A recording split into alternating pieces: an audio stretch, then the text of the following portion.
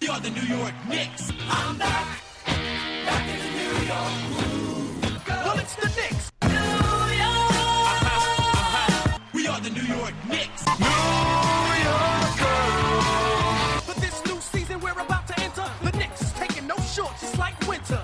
New York, New York. New York be about the Knicks, huh? But the best thing about New York City is K-N-I-C-K-S. Everybody say go New York, go New York, go! Hey everybody, welcome to the New York Knicks podcast / show, part of the Almighty Baller Podcast Network. This is episode 394. I am Jay. I am very sick, but we have to do this show because... Jay, you sound shittier than what the Knicks got back from Melo. That is Mark, and Mark called me up, and he said, "Do you want to do the show?" I said, "I'm really sick." He said, "But we have to talk about the Jarrett Jack signing." And I said, "You're right. Emergency episode.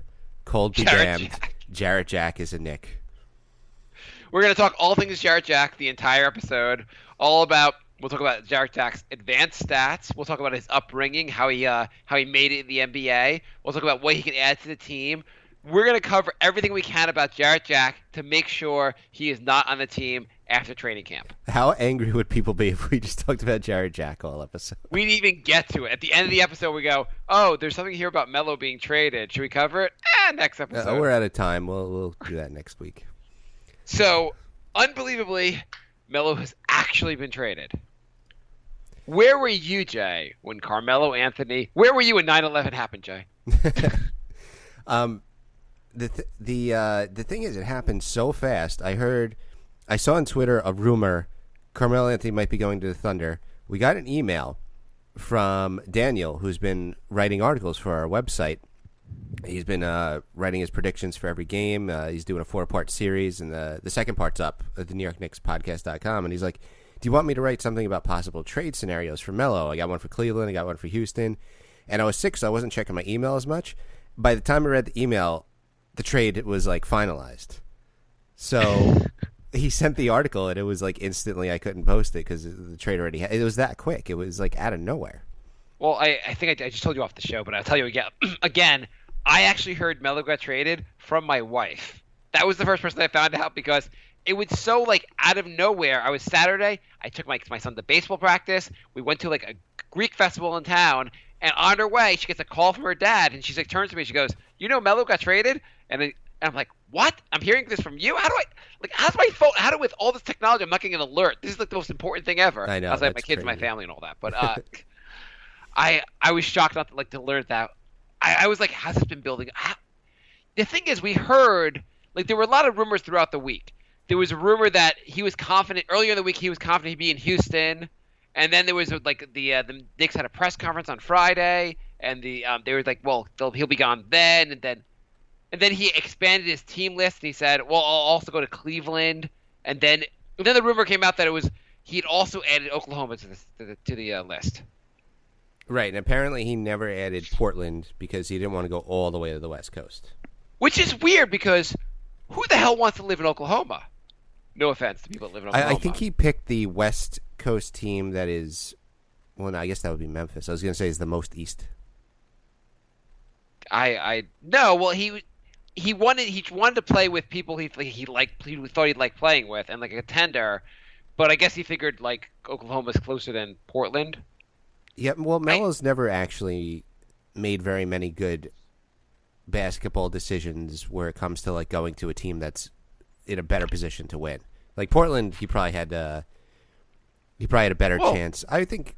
Well, what do you think? So? I mean, I think Oklahoma versus Portland. I would say he probably has a better chance of winning in Oklahoma than. I mean, neither one he has a really good chance of winning, but I would say Portland. I would say Oklahoma with Carmelo is better than Portland with Carmelo. Yeah, because you got Westbrook, Paul George, and you got Adams. And then on the other side, you have Lillard, McCollum, and Nurkic. Yeah, no, I guess Thunder are better.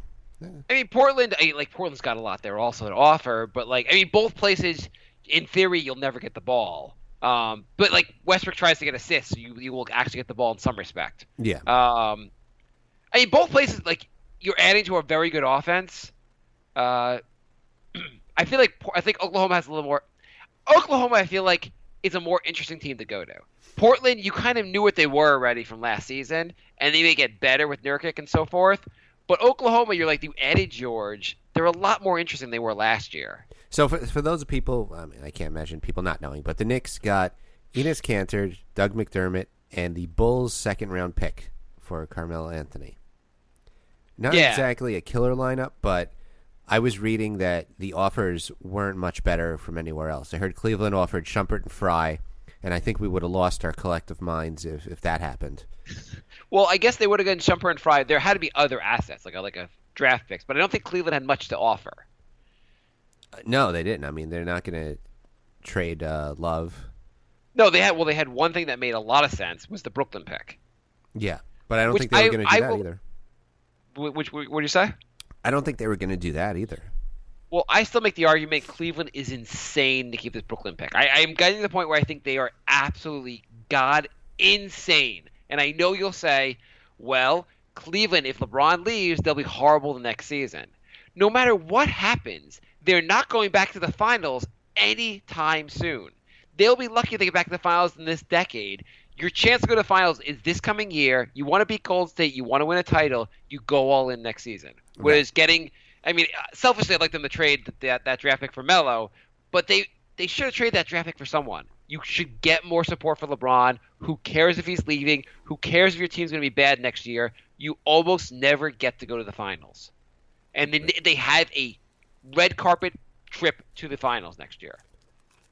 Yeah. So how do you not go all in? You think I'm crazy or?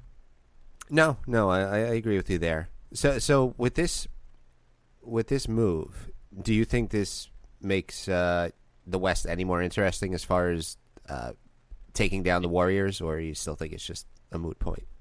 You think any of these teams can take on the Knicks in the finals? Because the Knicks are guaranteed with Enes Kanter to go to the finals. No, but the no. I don't think any of these teams. I think Oklahoma is more interesting. I think Carmelo Anthony. So first, do you think Carmelo Anthony will look good on OKC? Absolutely. With Westbrook dishing to him, he's never had a point guard that good. Yeah, I think 100%. And having Paul George will even help even more. He's got a great and Andre Robertson, a hell of a defender. I think they've got a really good team. Everyone, the storyline, one of the storylines for next season will be the Knicks are morons. Carmelo looks great. Why did they trade him? Right, not realizing that if you don't have a point guard, you don't look as good. And that he won't be playing a lick of defense there. He won't have the same role. It's a totally different. He doesn't have to be the first. He'll be the third option or at least second option on that team. Yeah, like 2A and 2B pretty much. Yeah, so I want to say like it's a different. What Melo was holding the Knicks back from more than anything was playing team ball and moving forward with the young players. That's what Melo was holding the team back from. And Melo, I appreciate his time in New York, but do you think so? Your question, basically going with your question, do I think OKC now challenges Golden State? I can't see it. I don't know that Paul George is good enough and Melo is good enough to make that big of a difference in this team. What do you think? I don't either. I mean, I think there's always unexpected injuries, but everyone healthy, I think you get a better series. I think maybe it goes 6, but I still don't think they're as good as the Warriors. No, are they better than Houston? Houston was number 2. I think they leapfrogged Houston. Are they better than San Antonio? Yeah, I think they're the second best team now in the West, and probably the NBA. Probably the. The East is pretty bad. I mean, you can argue that. Celtics got better, but Cavs got worse.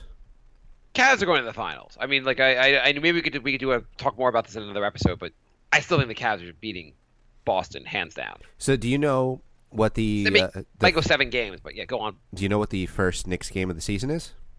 Well, obviously they're playing Oklahoma. I knew that actually going, but it had to be that anyway. So how many? Aren't the Celtics playing Cleveland also? Yeah. I mean, it's unbelievable scheduling. So they must be high-fiving each other, whoever made that schedule. So how many points does Melo drop on the Knicks on the first game of the season? The one thing I don't know is it at home or away? Does it matter? It does matter. Yeah, I think like he's coming back to the Garden. It might be even worse. Oh yeah, that's true. What is it? Do you know? Yes. Do you want to just say yes and not tell me? No, I want to. Look it up and have Yes. pretend you knew. Yes, that's what I want to do. By the way, you sound horrible. I feel really bad. I'm very sick. So the first game is in Oklahoma City. Okay. A little less pressure because it's like away from.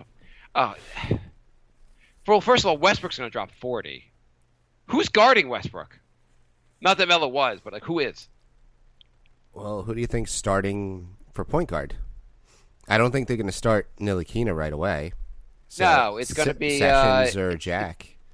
It's not Jack's. I don't know if Jack's making the roster. He didn't get an official. He doesn't have an official spot on the roster yet. The Knicks He's have the Knicks have like 21 guys now. Yeah, I know. They're cutting Randall, which who cares? I'll get over that. He was cut for McDermott, I think.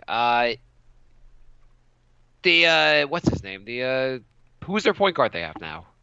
I'm losing my mind. Baker? Sessions is starting. Sessions. Unless Jack looks so much better, he will not. Sessions will look better. Sessions will be starting. I guess Sessions is covering Westbrook. Oh God. And you even like when they report in the game, the word covering will be in quotations. Like it's just this is ridiculous. I mean, I guess Ron Baker at some point will try to cover. I don't know who's going to cover Melo. Porzingis going to cover Melo. Yeah, that'll be interesting. I was talking to someone today. Just a casual fan who was saying how he really thought he's like Noah's going to surprise everyone this year. Not that Noah's suspended the first 10 games, so he won't be part of this game. But like he's like Noah. I feel like if he's healthy, him next to Porzingis, you'll be a lot better than you expect. And I love this person's optimism. I don't think he was right, but I love this person's optimism. I think he's going to surprise everybody by playing even less and even worse than he did last season. So going back to OKC, do you think Westbrook is going for a triple-double again? And will this be a negative? Like, if he does not go for one, is this a negative? No and no. I think he wanted to do it for a season. I think now he wants to get back to winning because he knows George and Melo could both leave after next season. Melo has an opt-out. Even though like the triple-double thing was a bit self-serving, they basically played better with him on the court. It wasn't like he was a negative. Like what he was doing was hurting the team. The team generally. He probably won't get a triple-double again this year because that was insane. But do you think there'll be any issues with distribution of the ball? Like Melo will Melo will be like, I bring the ball up, and Westbrook will be like, are you kidding me? Like, Is there any issue, or do you think like he just goes to Olympic Melo on this team? I think he just goes to Olympic Melo. I think he's just happy to have good teammates, and I think he plays good. Yeah. So I don't think they're being Golden State. I think you haven't really. They won 44 games last year.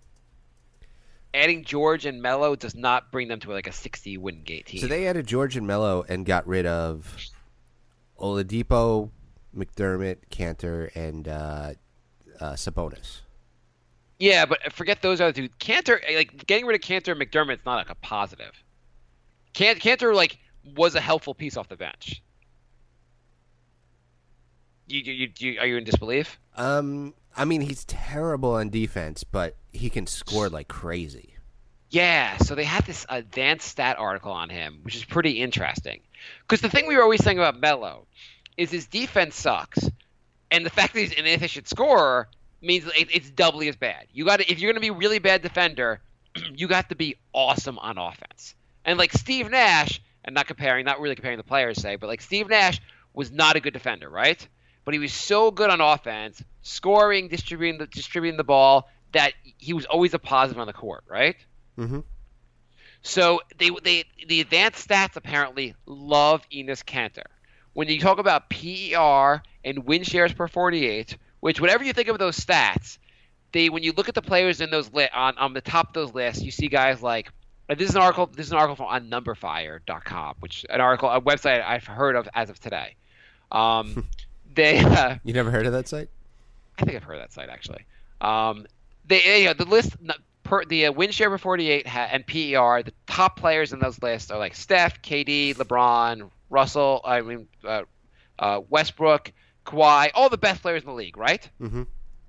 You know who's on that list? Surprisingly, number 9 in all of the NBA last year in PER, Enes Kanter. Win share per 48, number 6 in the NBA last year, Enes Kanter. Well, that's good news. This was actually this article actually that I have the date wrong. The article's from January of last year, so it was halfway through the season basically. The article's still pretty interesting. And so they say halfway through the year last year, he was like pretty high in those categories. And those categories account for defense also, apparently, to some extent. They said his defensive real plus minus was negative 1.96, was number 73 out of 75 centers in the league. They were the only 2 guys worse than him. This article's from 2016. This is a year and a half old. Okay, I'm looking at an article pretty old. It's still relevant, though. The only 2 guys below him were Okafor and Bargs. So, like, a horrible defender. And basically what the article concludes is his offense is so efficient that it makes up with the fact that he's so bad on defense. Because you give him the ball, he scores most of the time. Most of the time he shoots, he scores. It makes up for his defense. And if you look at, like, and this actually holds true if you look at like his offensive versus defensive rating. Last year it was 116 to 107. The year before 123 to 105. The year before that 122 to 106. Generally, he's been very positive on the court. Their defense, when he's on the court, basically Oklahoma's defense goes to shit, but their offense becomes a much better offense. Well, we've said that about players like Amari, where if your defense is bad, you have to outscore your terrible defense, and it seems like Kanter does that, whereas Amari wasn't doing that when he from like season 2 or 3 on his Knicks tenure. So exactly, yeah. This also clears up some cap space. Kanter and McDermott both have 2 years left, but they make less. Carmelo was due 27 million for the next 2 years. This clears up no cap space. I don't know. I don't understand the cap argument. So Enes Kanter is making what, $17 million this year? Yeah. So next year he has a player option to either make $17 million in the Knicks or go out into free agency. Right. He's going to be on the Knicks, which will make him look bad. There's no way he's not picking up this player option. Right, but Carmelo next year was going to make $28 million. Right. So next year, hang on. So next year, Melo would have made $28 million, and Kanter would make $17 million, right? $11 million difference, right? Yeah. So next year, the Knicks would be $104 million in the cap with Melo, and with Kanter, they'd be $93 million. Either way, they're pretty much over the cap. So what's the difference? It's less. But you can't sign anyone with the money. You're still over the cap. True. What's the salary cap? It's like high 90s. You have no idea. It's You're high looking 90s. up, right? McDermott makes... So the NBA salary cap for the 2017-18 season is $99 million. Yeah, high 90s. So, okay, so they're under the cap. So they basically would be under the cap about $6 million. So basically trading Melo got you the ability to sign a mediocre player. Hey, when was the last time the Knicks have been under the cap? Small victories, all right? Right. I mean, if he doesn't, and obviously if Kanter decides to leave, then they'll have about $20 million under the cap, and that's a lot of money. And to also waste on like some other like Tim Hardaway type player. McDermott makes $3.3 million, and he only has next year. Yeah. So in theory, if Kanter does not pick up his option, which seems unlikely, he doesn't even have an option. He just has next year. Yeah. The thing with Kanter is a lot of the way the NBA is going, they don't value as much big men that can't shoot threes and can basically score from the post but can't play defense. Like the Greg Monroe type player is being undervalued these days, or maybe rightfully valued. But I don't see him leaving the Knicks and getting a huge contract. He'll probably say to his agent, "Let's just play for another year, and then I'll go get a contract after that." Right. So I feel like he's going to be on the Knicks. And like, there's a good chance with the Knicks situation, he will not look great next year, and he'll have to like take the Knicks money anyway. So Melo was 33. Cantor and McDermott are both 25. So this actually finally does look like a youth movement. The oldest guy on the team now is Jack, who might not make the team. And then after that, it's Courtney Lee and Noah. And Sessions. Noah's known as the next oldest at 32. Yeah. Well, he's the oldest at 32. But like Lee and Sessions, like Sessions and Jack are guys that are like, you know, it's not part of your future. They're the guys that are taking some like veteran point guard minutes. I mean, the positive is that our biggest contract is now not also our oldest player. The Knicks have to be one of the youngest teams in the NBA now. Yeah, they're really, and especially if you adjust for minutes played, because our older players aren't even going to be playing 30, 40 minutes a game. Well, Sessions will get some minutes, I think, at least early in the season. But yes, you're absolutely Sessions right. and Lee will get minutes, but Noah's not going to get minutes. Okay, so let's just talk about the players who we got. So we got the second round pick first. And the second round pick, Chicago Bulls. Bulls are going to be pretty bad. You're probably talking about pick 31 through 35, maybe? Yeah, like definitely. the 35th pick in the draft, which is slightly worse than a first round pick. Mm-hmm. I mean, it's something. It's something. It's not. It basically comes down to, this is better than Ryan Anderson. Do you think Ryan Anderson looked at this trade and said, "Oh, it must be really bad"? No, because that an extra year at another $20 million, that would have been really aggravating. Yeah, I think also like if the contract was 1 year shorter, it was just 2 years, then Anderson takes then the Knicks might have done the Anderson deal. Just going back for a second, so the Rockets added Chris Paul, and you still think Oklahoma is better than the Rockets? Yeah. It's hard to say. I don't know. I mean, adding Chris Paul was a pretty big deal with the Rockets. It is, but I mean, past their starting five, the Rockets are just terrible. Okay, did the Rockets screw up here by not bringing in Melo? Like, the Rockets obviously made a pretty crappy offer with Ryan Anderson, but they could have worked out a little better offer. Namely, they could have traded Gordon and Trevor Ariza and gotten Melo, probably. Did they screw up there? If it was Gordon and Ariza, I don't know. If it was one or the other, then yes, they screwed up. I think they screwed up. I don't know. I mean, I think Melo also is a hell of a spot-up three-point shooter. He easily does what Gordon does for your team and more. But then you're going back to I guess at that point you do go to win now mode, right? With the Rockets? Yeah. They just traded for Chris Paul. How are they not in win now mode? Yeah. Yeah, that's true. You're in win now mode. I mean, whether it's a smart window or not, like with Golden State being so good, you're in win now. You got Chris Paul. Like the Oklahoma just got Paul George. They're in win now mode. You have to try to go for it. Man, the West is just loaded. Yeah, the West is loaded. Which, I mean, the Knicks should play in the West just because it would mean more losses. So going back to the Knicks, I don't want to keep talking about the Thunder. Okay, talk about the players you got. Like, what do you think of Cantor? I'm worried that our biggest problem last season was defense, and we got the two worst defenders on the Thunder. I mean, we did get the two worst. That being said, Yeah. say we can't defend anybody and we get blown out on a regular basis. It's supposed to be a very good top-heavy draft next year. So if this doesn't work, the Knicks are set to get another really good player. Here's the thing. Willie Hernangomez, which Cantor will take minutes from Hernangomez. Definitely. Yes. There's definitely going to be a fight. We should talk about where do you think is Cantor still coming off the bench? Let's get to that in 1 second. Okay. My question to you is, if Hernangomez in 2 years was doing what Cantor's doing now, would people be ecstatic? Yeah. Like I feel like Cantor is, on the offensive side at least, where we dream of Hernangomez getting to. Well, Hernangomez is still terrible on defense. So if his offense gets to, I mean, Cantor is a borderline elite level offensive player. So yeah, if Hernangomez got there, that would be some serious firepower. Yeah, I mean, in theory, basically his defense. What was I going to say?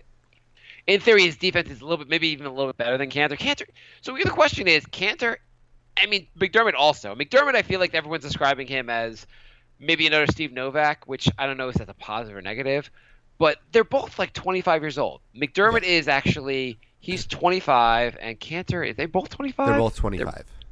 Cantor's 24, actually, but turning 25, I think very soon. Let me see, when's his birthday? No, Cantor's 25. He's 24, according to Basketball Reference. Oh, is he 25? I'm on Basketball Reference, and it says he's 25 in 127 days. May 20. God damn you, Basketball Reference. I only have Basketball Reference of 2016 from that article was published. Oh. Yeah, no, it's he was born May 20th, 1992, so he's 25 and a third. So here's the question. Can they get better on defense? One of the things people were saying, so going to Kyrie Irving, they were saying he's 25, he's game, like everyone thinks they know who Kyrie Irving is, but after 25, a lot of guys get better.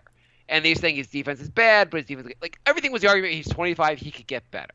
Yeah. And forgetting, just that was the big one of the big things they were saying about Kyrie Irving.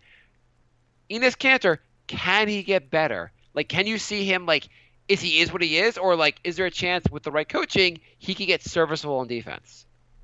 I mean, from the reports we've heard, Hardaway got better, right? And he was a mess on defense when he was on the Knicks. So I think it's harder to get better on defense than it is on offense. Saying the Knicks have to send Enes Kanter to Atlanta for 2 years? I think they should do the same strategy where they say, if you're going to be that shitty on defense, you're not going to get minutes, and that really motivates players. Well, I think that was the strategy. I think OKC, he didn't start obviously because he was crappy on defense. So your question before is, where does he go? He's not our starting center. I can't. Maybe in the first game before we get Noah's going to be our starting center. I don't know. Now that I think about it, like, who the hell is Cox starting? No. Is Kansas starting next to Porzingis, and we just set F defense? Well, we would say that if Hernangomez started it next to Porzingis too. Yeah, I mean the one thing about Kanter is he's a really good rebounder. He's a better rebounder than Hernangomez, or actually maybe on par. I mean Hernangomez is a pretty good rebounder too. I think Kanter's probably a better rebounder. Yeah. I mean, and he's they averaging almost. Say that adds to his ability on the court is Kanter. Not only is he an efficient scorer, but he rebounds. Especially he's a good offensive rebounder. He gets the ball back for his team. Yeah, he's averaging almost 7 in 21 minutes a game, which is really good. Yeah, he can't block a shot for crap because he's 7 foot and apparently doesn't see where the ball is coming. I guess who's our starting five for game 1 of the season? Who's our center? I can't believe. It's really hard to pick our starting 5 right now. I didn't think forget the 5, just the center. Let's do the starting 5 because this is actually pretty hard. I would say Sessions, yes. Lee. Agreed on Sessions. I think Frenchie should start eventually. Lee, Timmy Hardaway. Yep. You don't pay a guy $18 million for no good reason. Right. So the 4-5 is really where it gets hard, right? Well, I mean, no, it doesn't get hard. Porzingis is definitely starting. I think it comes down to the 5, where maybe they try and start Kanter. I think when you're stuck with Noah, it would be a little more logical. In theory, he could play some defense. Once he's back, you see Noah shifting over, but I think Kanter might start at center because you don't have great options. Like, whatever Cock did last year, I don't know how great Cock is. I don't think I have a lot of faith in Cock. Right. I feel like Cock is the odd man out here for minutes. Between Hernangomez, Kanter, and Noah, once those 3 guys are healthy, I see Cock getting very little minutes. Yeah, I don't see O'Quinn getting much run unless there's. Why? How dare you call him O'Quinn? I just wanted to say it once for people who are like, "What the hell is happening?" Kyle O'Quinn equals Cock. We call him Cock. KOQ. Look anywhere, that's what they call him.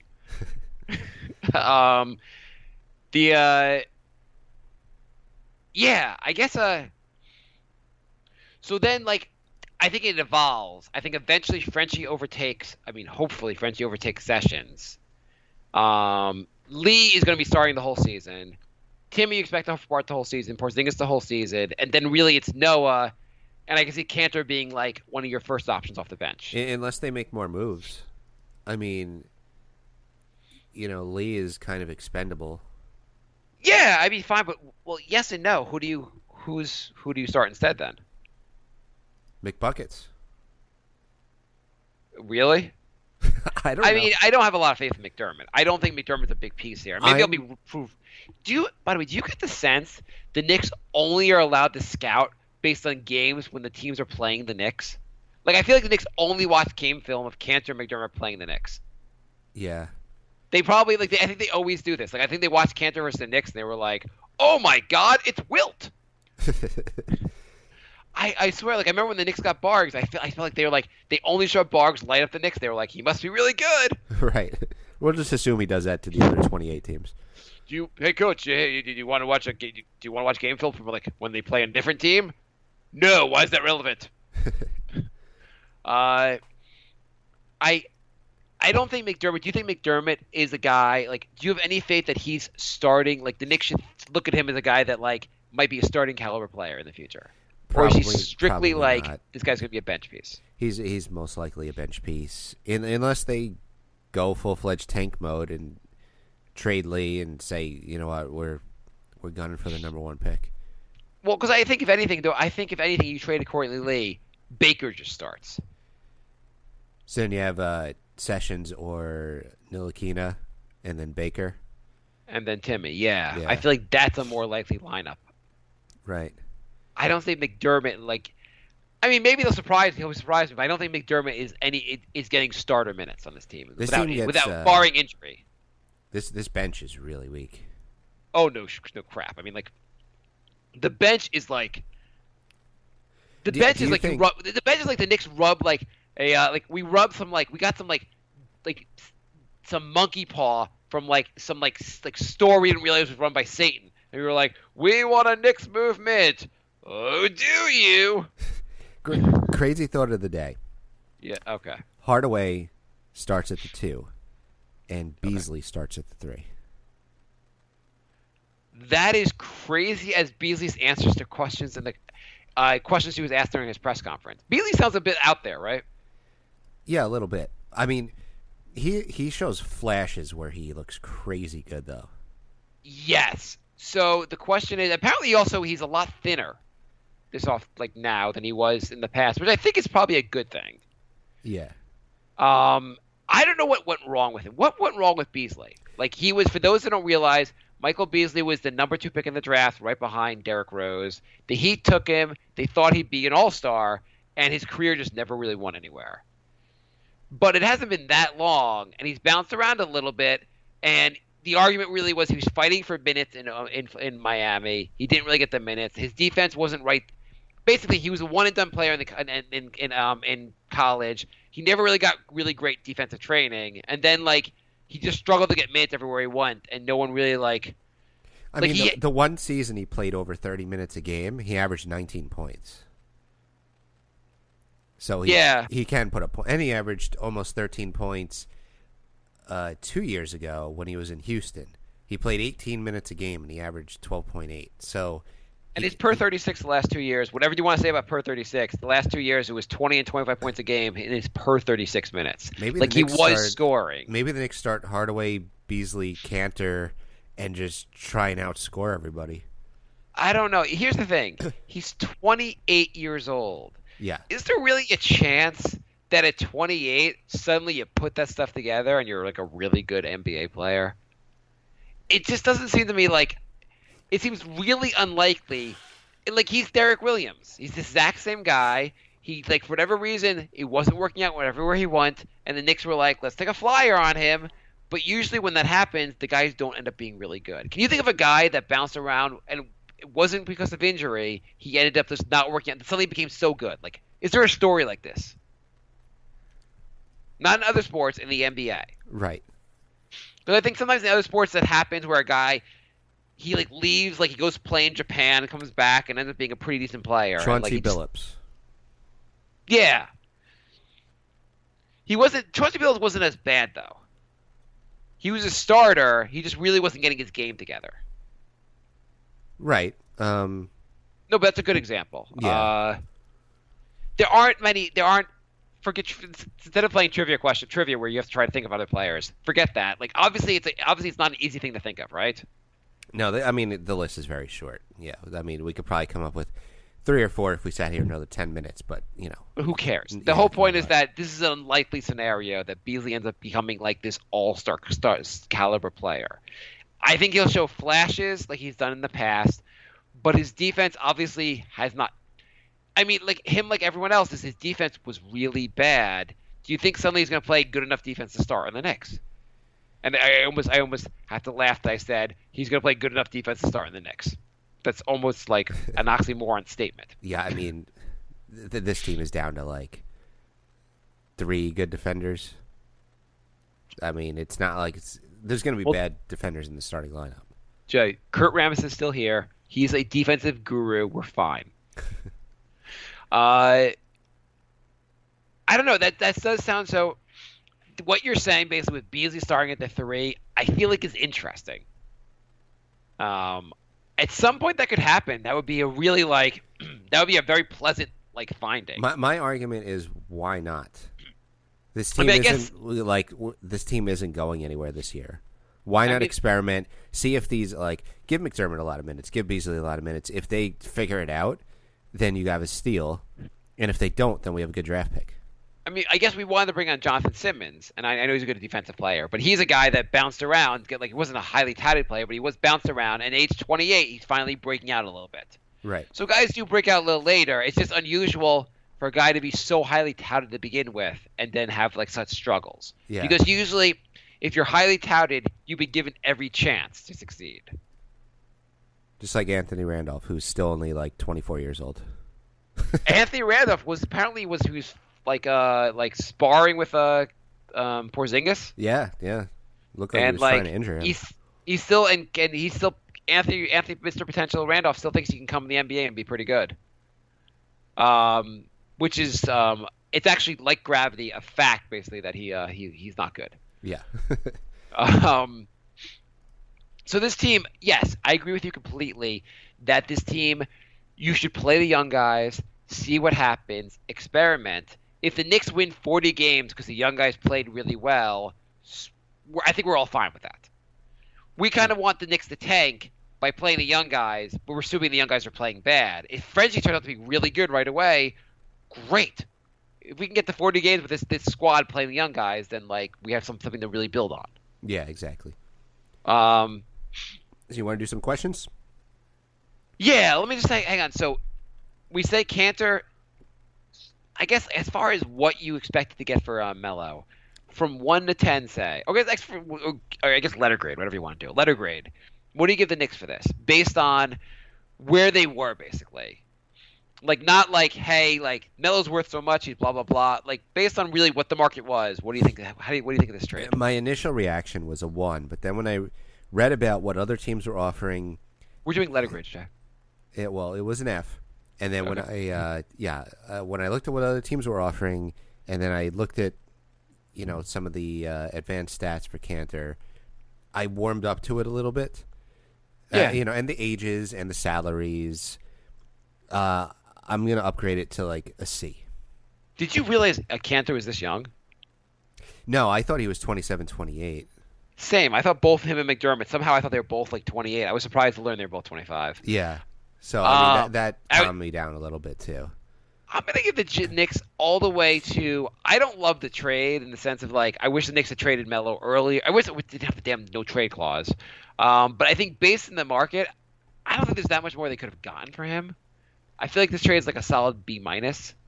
I would have liked them to pride a young player away, or how much better was how much better was if the Knicks had held out a little bit and gotten a trade with Portland? Would that have been that much better? Is Mo Harkless that much better? It would have been something like Harkless, Leonard, and a first-rounder. The first-rounder with Melo, McCollum, and Lillard probably wouldn't have been very good.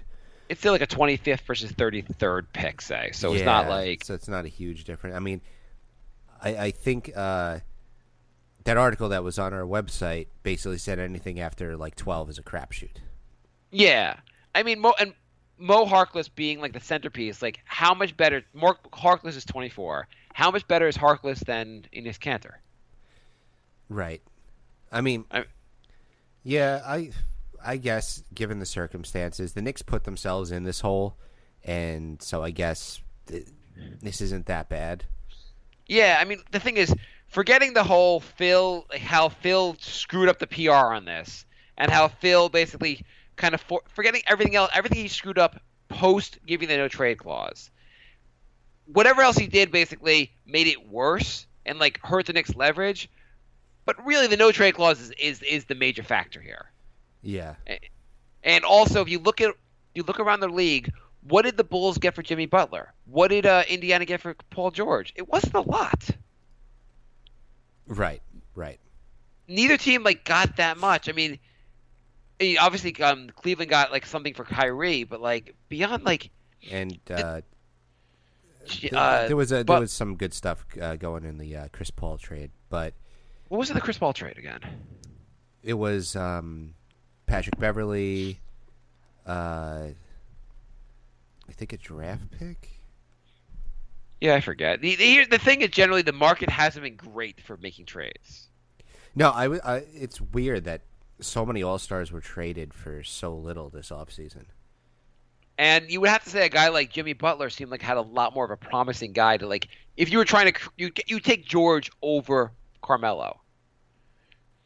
Whatever. I think the Knicks, I'd give them a B-. I don't think they did. I don't think Perry and company did that bad of a job in this trade. The fact that they're 25, do you think either one, McDermott, or make your prediction here, McDermott or Cantor, 2 years from now, not next year, the year after, will they be on the Knicks roster? So both of them, basically being, would the Knicks re-sign either player? And this is going with the Knicks' history of overhauling the roster every other year. Well, yes, that's true. How much? It basically also comes down to how much faith you have. Do you have a faith that McDermott or Cantor will do enough here, where forgetting their player option, the Knicks will really want them back? I think Cantor, yes. McDermott, no. You really think Cantor, yes, huh? I think so. And if Cantor's yes, is Hernangomez expendable? No, I mean you need at least three big men. You have a 3-man rotation with Cantor, Hernangomez, and Porzingis. But you'd kind of also want guys that do different things. And Cantor seems like him and Hernangomez do a lot of the same things. If anything, if you had Cantor in the roster and Hernangomez's defense does not improve, if anything, you might want to get a defensive-minded center and try to see what you get for Hernangomez. True. And here's the last before we go to questions. What's your wish for Melo? Do you hope he's good next year? Do you hope he's bad next year? How do you feel about him at the end of the day? I hope he plays exactly like he did for the Knicks. Okay. And you can, and I guess OKC fans, you could take that any way you wish. Exactly. By the way, the Clippers got 7 players for Chris Paul. I imagine there were a lot of good players. Patrick Beverly, Lou Williams, Sam Decker, Montrezl Harrell, Darryl Hilliard, and DeAndre Liggins, Kyle Wiltjer, protected first. I was once at a wedding, which was basically kind of similar to what you were saying. I once at a wedding where the best man made a toast, and he ended the toast by saying, "I want this to be taken in the most positive light. I hope one day you have kids just like yourselves." I thought that was a good line. Yeah, I hope Melo's just like he is in New York. There. Do you want to do what's your top 5 Melo? They had it on Posting and Toasting. I thought it was pretty interesting. What's your top Melo moments as a Knick? And then we go to the questions. Is the what was it, 61-point game? Yeah, that's definitely top 5 for me. I was at your apartment watching that game, huh? I think so. Yeah. Yeah. The one time we made it to the second round in the last 15 years. The 54-win season. Melo was quite good during the 54-win season. Yep. Okay, cool. We can move on. All right, Okay. So let's do our plugging. Email is nyknickspodcast@gmail.com. Did you even say Almighty Baller Network, or no? Was I not listening? I did. Okay. We are on the Almighty Baller Network, so go to almightyballer.com for a bunch of other great podcasts. We have something very exciting. We have an Instagram account, which many of you may or may not already know that, but we are now soliciting from you, the fans. We want to see you in your Knicks-related pictures. Whatever Knicks-related thing you want to send to us, as long as there's no nudity or anything offensive in the picture, we will post that in our Knicks Instagram timeline, and plus we'll give you a shout out in that in the timeline as well. Right. We'll We tag want- your Instagram and all that fun stuff. So we are NY Knicks Podcast on Instagram. We mostly have no idea what to post. I don't even know why people use Instagram for the most part, and so I have no idea what to post. And we would love to see pictures of what you guys think is interesting in Knicks world. I've been posting a lot the last 2 weeks. I've just found out the password to the account. Right. So yeah, as it turns out, if you actually post on it, people start following you. How can people send us pictures, Jay? Email. Literally, I have no idea how. Email nyknickspodcast@gmail.com. nyknickspodcast@gmail.com. Can people send us a picture from Instagram to our Instagram? They could probably send us a direct message. I think they could do that. Can they tag us and then we like retweet it or something like that? They could tag us. I don't know if you can Instagram? Instagram. If you send us the thing on Twitter also, if you get us, what's our Twitter handle? NY Knicks Podcast. If you send us a picture on Twitter, we'll somehow figure out how to get the picture from Twitter to Instagram. If you send us the picture on Facebook, we'll figure out how to get it over there. We're going to figure out how to move pictures around the internet from social media platforms. Basically, NY Knicks Podcast for everything. Facebook, Instagram, Twitter. Is on Instagram, is it called your handle, or what the hell is it called there? Sure. I don't know. Okay. So let's see. We have the website, the NewYorkKnicksPodcast.com. If you want to write for the show, same deal. We'll plug whatever you want. And, if you want to say post write on an the website. article about this trade and give us your analysis, I think everyone would love to see you, the fans' analysis. Write that, but anything you want to write about, basically a preview, game recaps, just your opinion pieces on certain players. We'd love to have it. We want content. We think it would be wonderful to have writing from the fans. And again, sorry, Daniel, I was very sick this weekend, so I didn't get to my emails. But usually we post it same day as we. What were you sick with? Were you throwing up after seeing what the Knicks got from Melo? I have a man cold, which, as you know, is the worst type of cold. How did you get the man cold? Were you hanging out with Noah? Yes. Uh, And we have a Patreon. I Ooh! want to thank everybody. Tell us more. I want to thank everybody who has signed up for Patreon so far. We are talking about putting up some Patreon-only bonus content to add a little incentive. So for as little as $1 a month, you can help support the show because podcasting is expensive. Patreon.com/NYKnicksPodcast. We've done over 500 hours of free content. Maybe that's worth $1 to you. Maybe, if not, no big deal. But, maybe it is worth $1. Yeah, I mean, we like your articles you write, your comments on Facebook, your everything on Twitter, any kind of interaction with the show we love. We just want to add some interaction that involves dollars. Yes. We also have a fantasy draft coming up. Yes, there are already 9 teams signed up, so waiting to hear back from a couple people. We have between 1 and 3 spots left. So, again, email for details, nyknickspodcast@gmail.com. The draft will be October 14th. October 14th, 8 p.m. Eastern Standard Time. We'll be doing a live stream of the draft. I will be drafting, and Mark will be commentating on everyone's picks. And it's a lot of fun. We do that every year. It's a if you want to hear me make fun of your pick, tune in. It's a $25 buy-in, and all the money goes to the top 3 finishers in the league. I used to do the draft myself. I used to have a team in the draft, but Jay got mad at me after I stopped setting my lineups after the first game of the season. Yeah, for like 3 years in a row. Yes. Now yes. you have There was no one choice. year did I win one year? You won one year, and I think you won like the first or second year we did it.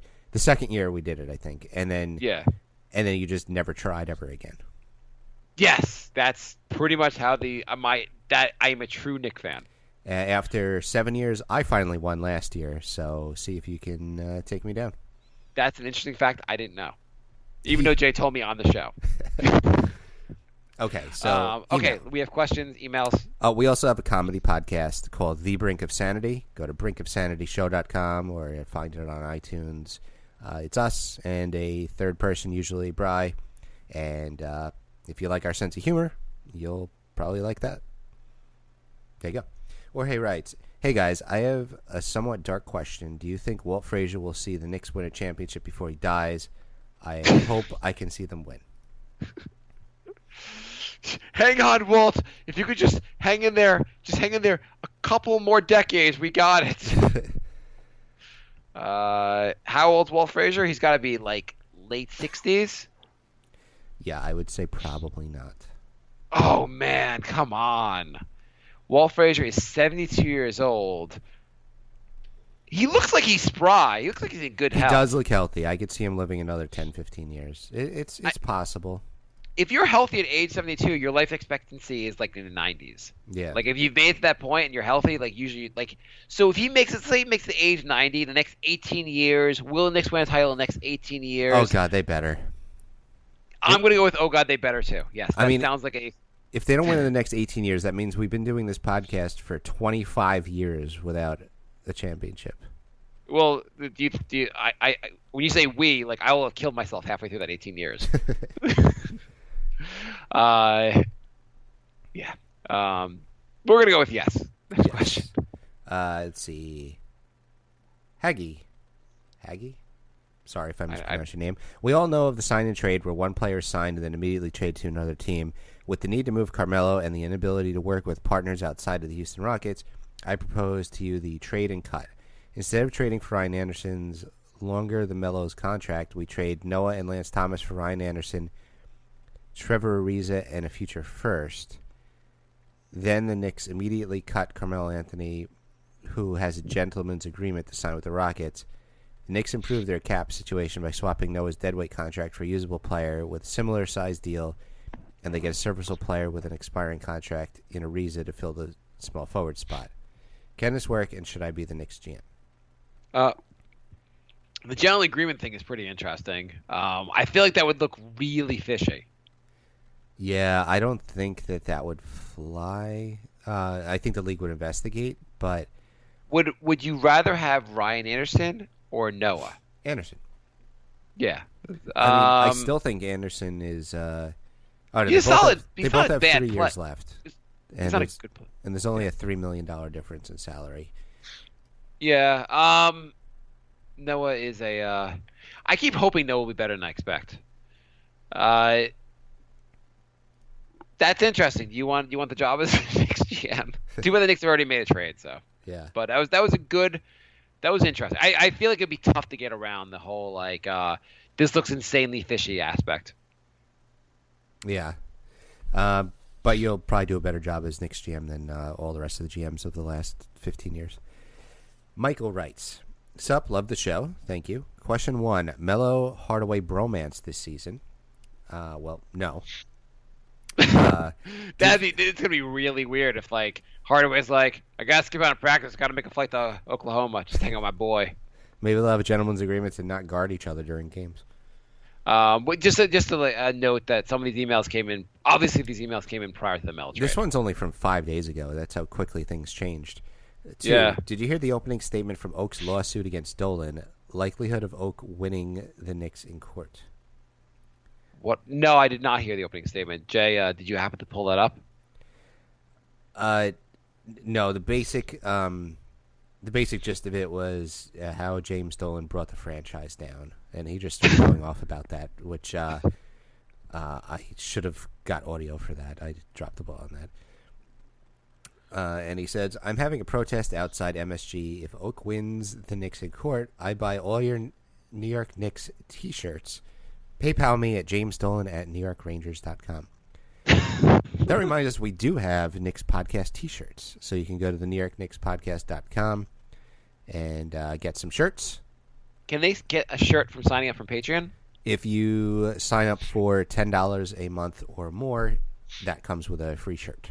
Is there any way we can get you to make more T-shirts? If we actually start selling them on a regular basis. Like, is there any way we can get you to make like 200 more T-shirts and then no one buy one from there on?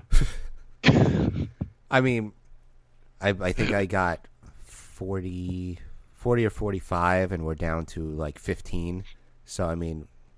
I was hoping the numbers would be better on that, huh, Jay? Yeah, I mean, I was hoping it'd be closer to 0, but, at least I am at the point where I've broken even, which was totally my plan when I got these shirts made, to spend a year and a half to break even. So that is it for emails. Okay, we have a bunch of Facebook questions. Nothing. I didn't ask for anything on Twitter, so if we got something on Twitter, I did not acknowledge. Okay. Gilliam writes, "Would you rather for the Knicks next season? A, there are some an eighth seed. They are about an eighth seed thanks to KP making a Giannis-like jump in the game. Or B, KP improves normally, but the Knicks are terrible, but end up winning the lottery with the number 1 pick. So either would you rather KP makes a Giannis-like leap, but the Knicks are an eighth seed and get a bad draft pick, or a mediocre draft pick, or we get the number 1 pick and KP just improves a little bit." Ooh, that's a good question. I would go with. I don't think this is close. I'm gonna. Well, I'll see what you have to say. I would go with Giannis type leap. Yeah, I mean, you take Giannis has taken level to like he's MVP type player. Like you could see him making that like winning the MVP in a couple of years, or maybe next year. Who knows?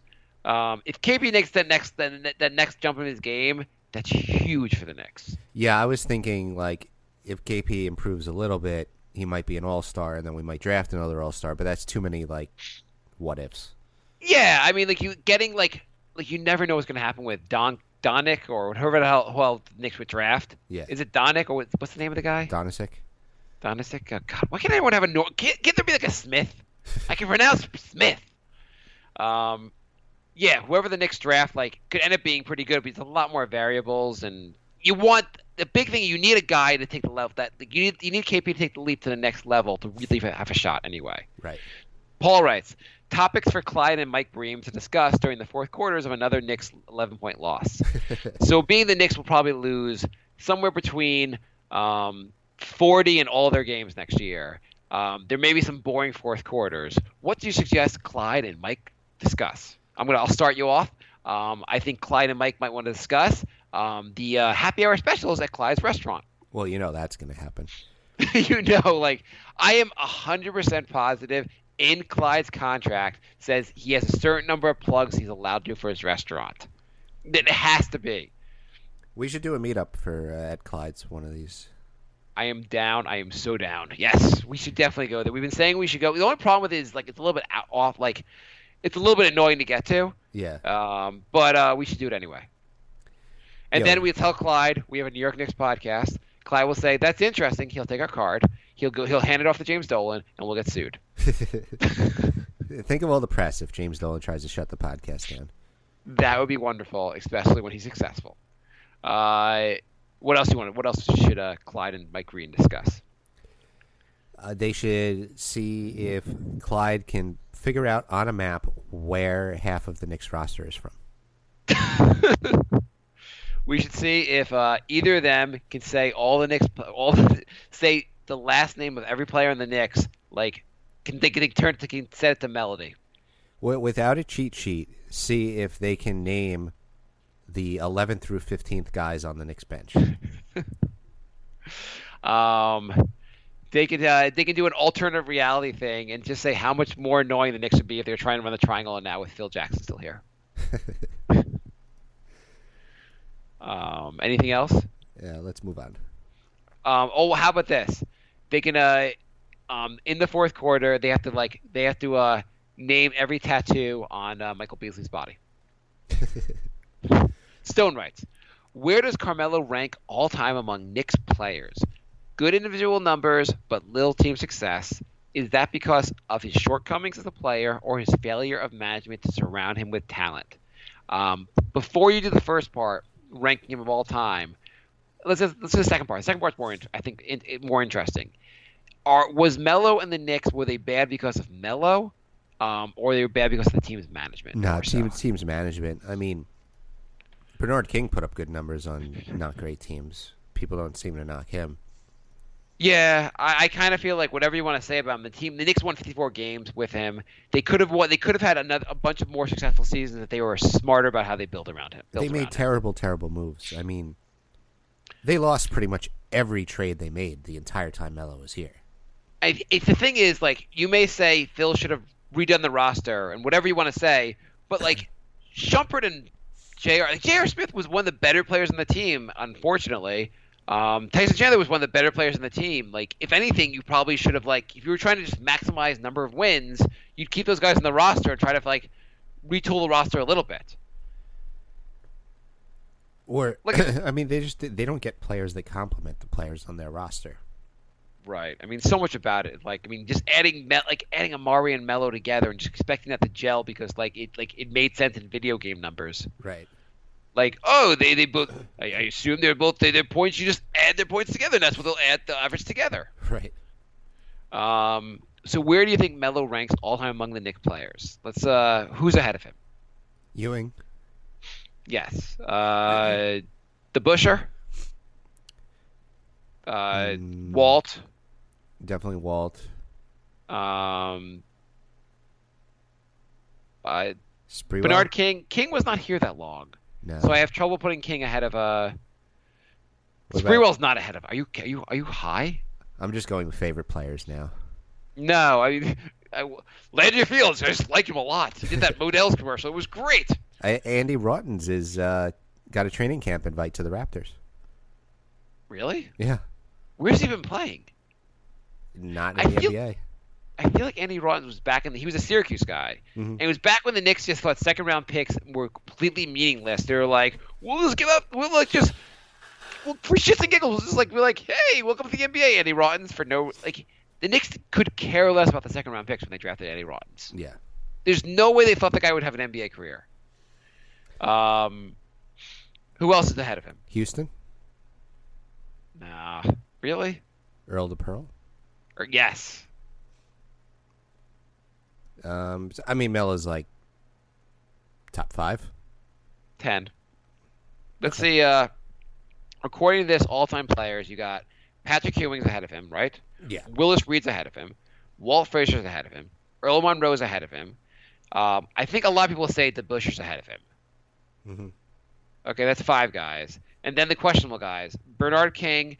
King was more efficient than Melo, but he was here a shorter amount of time. I'd have to probably give it to Melo, right? Yeah. Oakley. I mean, Oka's my all-time favorite player, so I mean, Melo's probably better than Oakley, but Bill Bradley. I don't know. I don't think he was better. no. I don't know enough about Bob McAdoo or Dick McGuire. I don't know. Yeah, I'd say he's probably number 6 Yeah. all time. That's Which pretty good. I don't know what that says about the Knicks franchise history.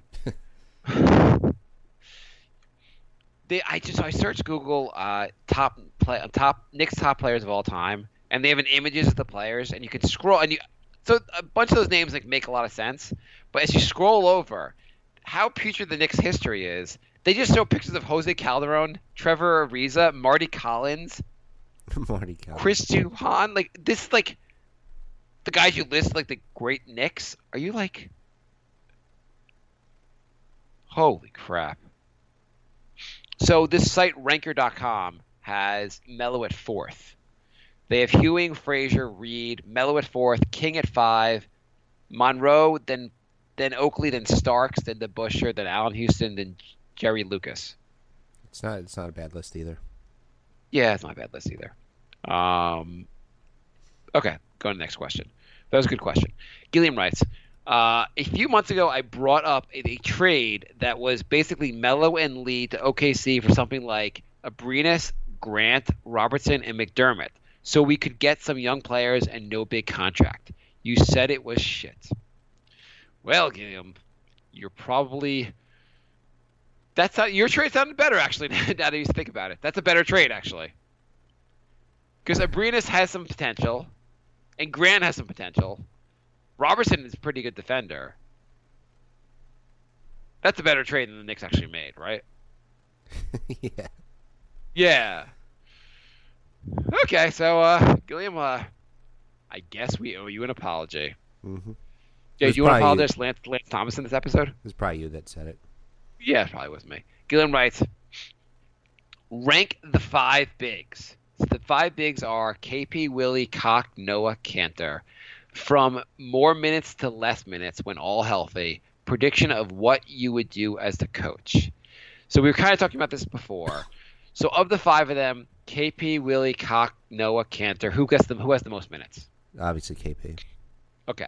Who's number 2 on that list? Canner. Yeah, I said Cantor. Who's number 3 on this list? When everyone's healthy. Willie. I think Noah. Noah's going to get some minutes. He's healthy. Just also because he supposedly adds some defense. He's going to get minutes on this team. Trash. I agree with you. He's a but like what else? I mean, like I think he's going to get minutes over Hernan Gomez. Well, then we'll have something to complain about. I actually would say Noah might, when healthy, might get. Well, he can't play that many minutes. I was going to say he might be number 2 on this list, but him healthy is like 20 minutes a game. yeah, maybe 25. So you're thinking KP's probably playing 35 to 38 minutes a game now? Yeah. You're thinking Cantor is playing, what, 25 to 30 minutes a game? Sounds about right. So you're thinking Noah plays 20 to 25. Yep. Willie plays 20 to 25 also. Mm-hmm. So it's probably pretty close. And then Cock, we're probably talking about 10 to 15 minutes a game. He's like injury reserve type of guy. Yeah, I see him getting shut out a lot more. And if you're the coach, Jay, what do you do besides quit? I mean, the only thing I change is Noah gets like no minutes because he's done. But don't you think, like, in theory, Noah plays some defense, he rebounds, he would be a good complement to KP on the floor. And yeah, maybe if he wasn't a shell of his former self. He does none of that anymore. But Jay, listen, I didn't tell you this, Jay. I ran into Noah actually on the streets of Manhattan, and I did about 10 pull-ups on his arm. So I think he's ready. There's a video of Noah training, and he's doing like mini dunks. And I'm thinking, like, shouldn't you be practicing free throws? I mean, you're practicing the one thing where we expect anyone at your level of experience in the NBA to be able to do like without any question. You're 7 feet tall, and you're practicing mini dunks with nobody guarding you. Oh my god. On a side note, so my son is getting into basketball. He's 6 years old. We got a basketball hoop, and 6. I got him a basketball hoop that like can like adjust, right? Yeah. So the lowest it goes is 7.5 feet. You can't go lower, and I would have gone lower if I could. So he can kind of just get into the basket. He actually can make a couple shots, and it gets him. He's got him into playing because he can actually make it in. Mm-hmm. But the cool thing is that our basket hoop in our driveway is 7.5 feet. So every once in a while, I'm just like, I'm gonna throw this down. Like he missed it, I'm like, I'm gonna throw it back in. Yeah, that is cool. Gilliam writes, with Melo gone and the 2 veteran point guards, what's the starting lineup do you expect in the start of the season? Will Hardaway play as a 2 or a 3? We kind of addressed this already. We both think Hardaway is going to be more of a 3, right? To start the season? Yeah. Especially with Courtney Lee there. Do you think Jared Jack is definitely on the roster? Like, I mean, like coming out of training camp, like will he make the final roster? Because he's non-guaranteed right now. I think probably. I guess it depends if he's fully recovered from his injury stuff. Yeah, I guess it depends on how. And with Randall especially being gone now, I feel like it's even more likely. Yeah. Paul writes, how bummed are you we didn't put the right team around Melo and make it work, forgetting we gutted the team to get him a second. To get him for a second. So here's a question, Jay. Based on that question, let's say the Knicks were smarter about things. And I guess smarter about things, Knicks won 54 games. Instead of adding Bargs, let's say they added some guys that would make sense to that roster. And forget who they are, but let's just say they replaced Jason Kidd with like a pretty solid point guard. They made some like smarter moves. Do you think the Knicks, like, where could they have gone? Like, what was the ceiling? I mean, they could have been a recurring playoff team. That's a given. Do you think they could have been an Eastern Conference final? Like, do you think the following year they could have a shot going to the Eastern Conference Finals? Yeah, I mean they were like a block away from making the conference finals that year. I mean, I have to think it's like realistic. They could have like the guys they were losing from that season. They lost Kidd, basically lost Kmart because he was basically injured the whole next year. Rasheed Wallace retired. Do you think they could have basically replaced all those players with younger versions and made the Knicks better? Well, it was unsustainable. All the guys were 35. Right. I mean, I had to go with that team though, because what else are you going to go with? Yeah. Normal management probably would have been able to salvage that. Obviously, clearly the Knicks screwed. I mean, you could have just said like maybe we could replace those guys with younger versions of them and still like not been like. Yeah. All in all, the Knicks definitely failed Melo a lot more than Melo failed the Knicks. Yeah. No question. Dow writes, Jay, at which game do you predict that we will draw a line through the season, i.e., how many can we stand to watch? You see, it's different this season because I think they're young and there's no expectations now. Right. You could win 10 games or you could win 40, and either way I'd be excited to kind of watch for at least a while. Like if everyone's trying and it's not like a dysfunctional mess, I would have a lot more tolerance than a team that has expectations and just falls apart. So I'm going to say I'll probably be invested 60 games, which is like 30 more than last season. I'd say I'm going to make it much closer to the full season. How does this team fall apart, Jay? We want to be optimistic. Let's just talk about quickly, how does this team unravel? If you're going to say this team unravels this season, what's everything that goes wrong? Definitely locker room drama. Okay. But on the court stuff. The on the court stuff, like bad on the court stuff leads to locker room drama. Like, well, the defense is as bad or worse than we expect. But well, let me start out. Like Frenchie ends up being completely unprepared for the NBA, and it's hard to put him on the court. Right. McDermott is, it turns out, is like not NBA worthy. Basically every guy that we wanted to see how he does. Beasley's a bust. Basically everybody just doesn't pan out. So it's back to like Cantor's defense is really bad, and now without Westbrook feeding the ball, he's even worse. Right. So we're basically down to like Porzingis just being angry at his terrible team. Noah's injured the entire season. Best case, Noah's injured the entire season. By the way, Damian Dotson, do you think he's completely lost in this? Like, will he get minutes? Yeah, I think he'll get minutes. He's going to have to really fight for those minutes, though, with his roster. Maybe, yeah. I mean, you have a lot of guys to play. Look about Lance Thomas. He's still on the team. Oh God. Lance Thomas. They're going to want to play because in theory, he's one of our better defenders. Yeah, true. I want to ask this on Facebook. What's our best defensive lineup? It would be,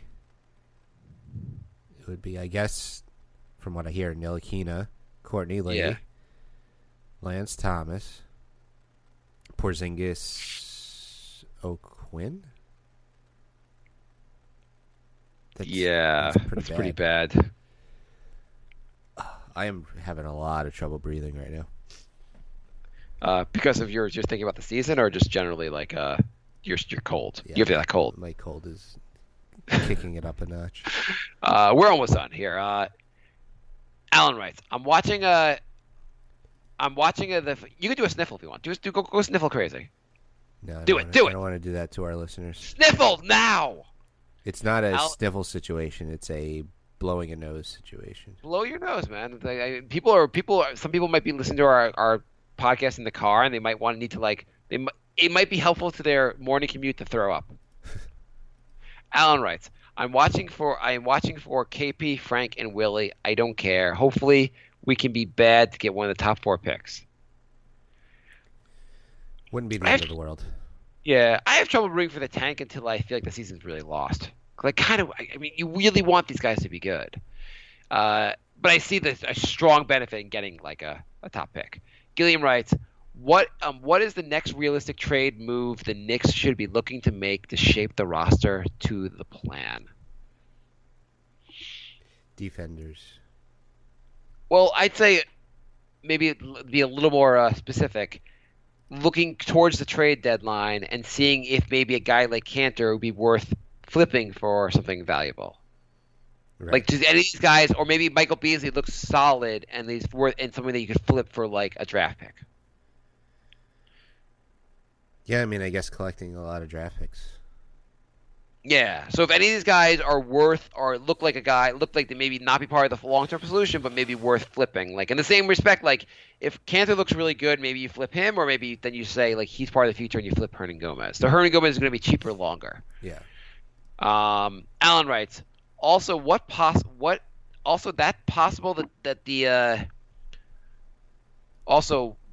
the next deal we could get with Phil Jackson destroying Melo trade value via tweeting, go after his friends, and giving him no trade clause. Also, with Boogie Cousins alone going for the 1 first-round pick and Paul George going for nothing, the Knicks got the better trade than Indiana. I mean, did the Knicks get better trade than Indiana?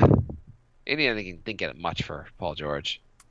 Yeah, I think they did. Indiana got, complete I mean, garbage. And really, did Jimmy Butler, was the Bulls get a lot for Jimmy Butler, really? No. You could argue what the Knicks got from Melo. I mean, whether you want to say it's better, it's in line with those guys, with what those guys were valued at. Yeah. Ralph writes, what about reporting on the Melo trade? Thank you, Ralph. Paul writes, what's the best lineup to complement Cantor?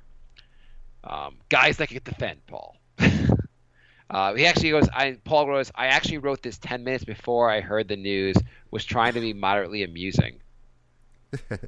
That's pretty funny, dude. Yeah. I guess complimenting Cantor. KP.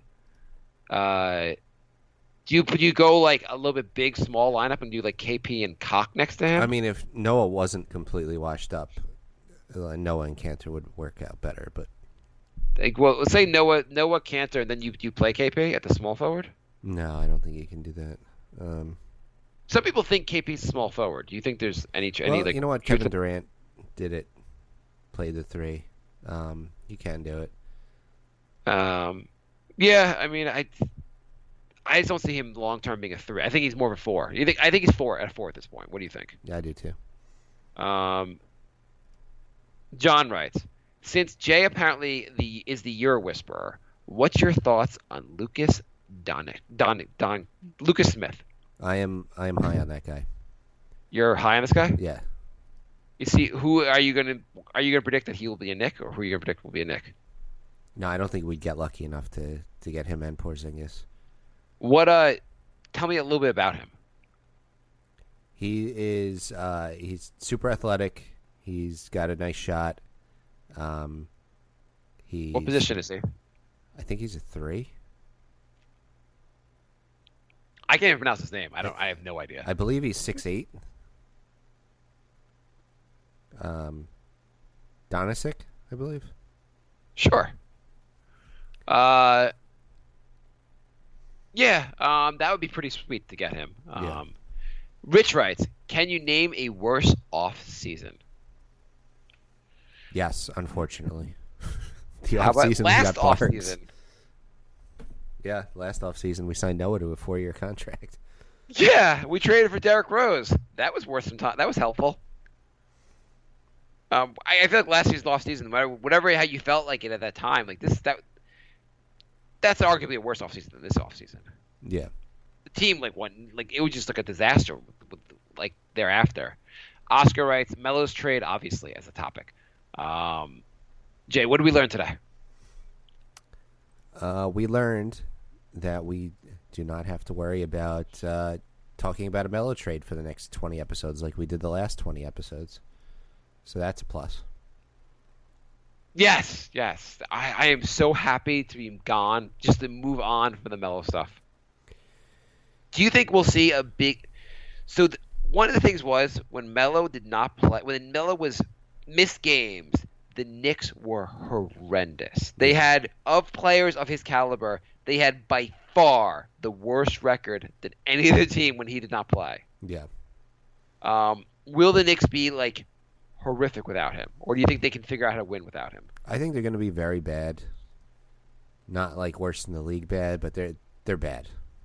So where did you have them before for wins with Melo? Like mid-30s, Where are they now? mid-20s. By the way, we're gonna get to very soon. We'll get to do a where are they now, and the answer will be playing the Knicks in Oklahoma and scoring a lot of points in them. Carmelo Anthony. Yeah, it should be interesting. Do you think will we see a big difference in team defense and team offense? Like, will the ball move more, and will the team be better defensively because Melo's gone? It all depends on if our point guards can do anything. Okay, can point guards do anything? We'll find out this NBA this season on the New York Knicks. What other team has that kind of question? Can our point guards do anything? I don't know. I have high expectations for insert name for Nick point guard. I'll pretend to be high hopes for. All right. Thanks for listening, everybody. We will be back next week. Yeah, we are doing weekly shows going forward, and every once in a while we'll see what Brink's show, and if Jay ever finishes the CPA exams, we'll start doing 2 episodes a week. There you go. Knicks. Goodbye. If you happen to have the answers to the CPA exam, please send them to Jay so I can stop hearing about the damn CPA exam. nyknickspodcast@gmail.com. All right, goodbye.